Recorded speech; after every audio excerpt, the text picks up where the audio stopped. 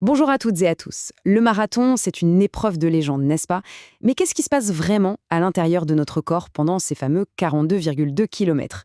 Au-delà de ce qu'on peut voir de l'extérieur, il y a toute une histoire qui se joue. Et c'est exactement ce qu'on va décortiquer ensemble aujourd'hui. Alors, quand on pense marathon, on pense tout de suite aux jambes, hein, les muscles qui crient, les crampes, l'image classique. Mais si je vous disais que ce n'est que la partie émergée de l'iceberg, et si en réalité l'impact était beaucoup plus profond? Eh bien oui, c'est exactement ça. La science nous le confirme. Un marathon, c'est un véritable stress test, mais pas juste pour les jambes, c'est pour le corps tout entier. On parle d'une mise à l'épreuve totale qui touche même nos organes. Allez, on plonge dans le vif du sujet. On va commencer par soulever le capot, en quelque sorte, et regarder ce qui se passe à l'intérieur, ce fameux tribut caché du marathon. Bon, soyons clairs, ce n'est pas une découverte sortie de nulle part. Ça fait un moment qu'on sait que les marathons, ça secoue l'organisme, que ça fait monter les marqueurs de stress. Mais la grosse nouveauté, c'est qu'une étude a enfin réussi à mesurer tout ça en conditions réelles, pendant une vraie course. Et c'est là que ça devient super intéressant. Alors, de quelle étude parle-t-on? C'est tout frais, ça vient de l'Université de l'Arkansas. Ils ont suivi 72 coureurs, hommes et femmes, au marathon de Boston. Et attention, on ne parle pas de pros, hein. L'âge moyen, c'est 50 ans. Le temps moyen, 3h45. Bref, des coureurs amateurs. Et petit détail qui a son importance, la météo était parfaite. Pas d'excuse de ce côté-là. Et c'est maintenant que les choses se corsent. Accrochez-vous bien, parce que ce que les chercheurs ont découvert sur l'impact sur les organes, c'est assez spectaculaire. On peut vraiment parler d'un état de siège. Premier chiffre, et pas des moindres, 88%. C'est le pourcentage de coureurs qui ont montré des signes de lésions rénales aiguës. Oui, vous avez bien entendu, 88%. C'est juste énorme. Ça veut dire que les reins sont vraiment en surchauffe à essayer de gérer tous les déchets créés par un effort aussi intense. Et ça continue, regardez ça, 96%, pratiquement tout le monde en fait. C'est le taux de participants dont le niveau de créatinine a explosé. Pour donner une idée, la créatinine, c'est un des indicateurs principaux de la santé des reins. Et là, les niveaux atteints sont tels que dans un hôpital, ça déclencherait toutes les alarmes. On pourrait croire que c'est fini, mais non. Le système digestif en prend aussi un coup. 3/4 des coureurs, 75%, présentaient des dommages au niveau des cellules de l'intestin. Et le truc un peu vicieux, c'est que ça se passe souvent en silence. Pas forcément de nausées, rien, mais les dégâts sont bien là.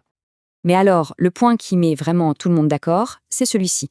Tout ça, ça arrive à tout le monde. Peu importe l'âge, le sexe, si on est rapide ou lent, si on a bien bu ou pas.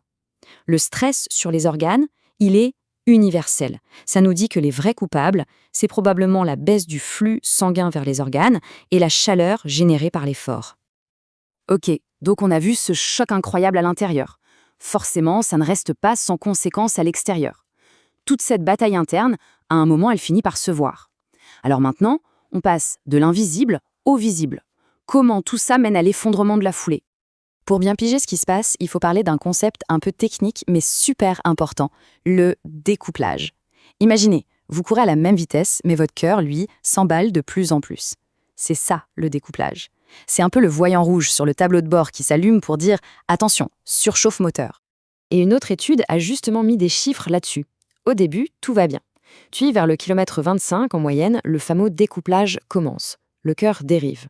Mais, et c'est ça qui est dingue, la foulée qui se dégrade visiblement, le moment où on voit que la personne est dans le dur, ça n'arrive que bien plus tard, vers le kilomètre 35 ou 40. Il y a un décalage énorme.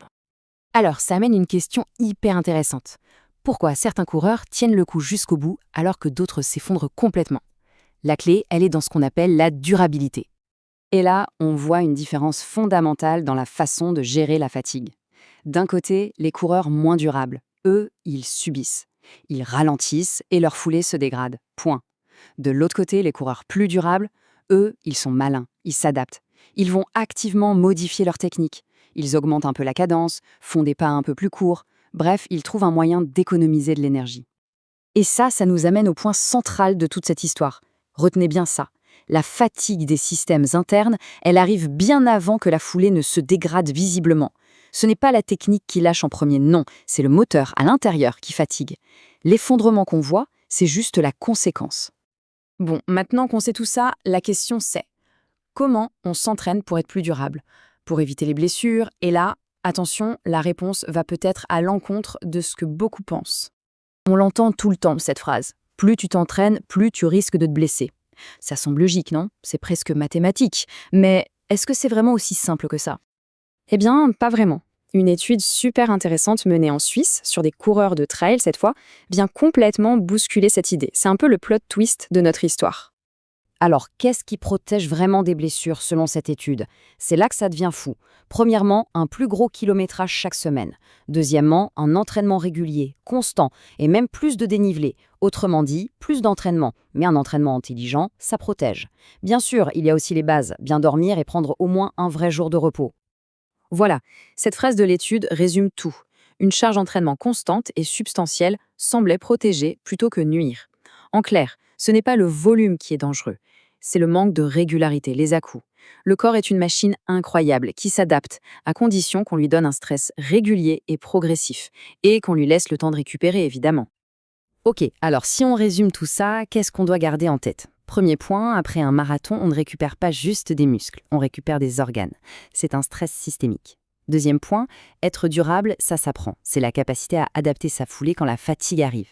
Et enfin, troisième point, la clé de la longévité, c'est pas moins d'entraînement, c'est un entraînement plus malin, plus constant, avec un sommeil et un repos en béton. Ce qui nous laisse avec une dernière question, une question à méditer. La prochaine fois que l'on franchira la ligne d'arrivée d'une grande course, au-delà de la douleur dans les jambes, la vraie question sera: de quoi mon corps est-il vraiment en train de récupérer? Peut-être qu'on ne verra plus jamais la récupération de la même manière.